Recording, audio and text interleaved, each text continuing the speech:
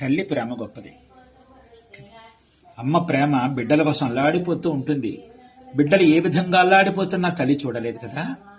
అలాగే సుబ్రహ్మణ్యేశ్వర స్వామి యొక్క అనుగ్రహం కలగడం కోసం కృతికా నక్షత్ర మాతృదేవతల ఆరాధన కూడా అంతే.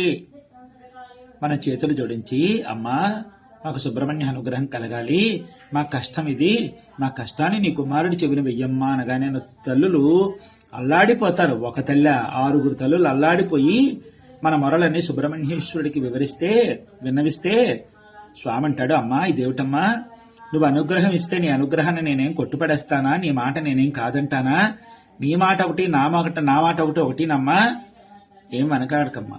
ఈరోజు ఎవరెవరికైతే నా భక్తులకు నువ్వు అభయం ఇచ్చావో వాళ్ళందరికీ నా అభయం ఇచ్చేస్తున్నానమ్మా, నువ్వు నన్ను అర్థించకూడదు, శాసించాలి అని చెప్పి సుబ్రహ్మణ్యేశ్వరుడు తల్లులకు చెప్పగానే తల్లులు పొంగిపోతారన్నమాట.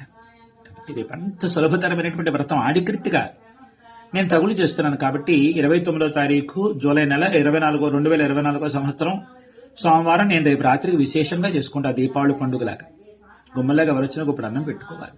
సుబ్రహ్మణ్యుడు భోజన ప్రియుడు కదా. మరి లేదు మేము మిగులు చేస్తామంటారు అనుకోండి, ఎల్లుండి చేసుకోండి 30వ తారీఖున మంగళవారం నాడు.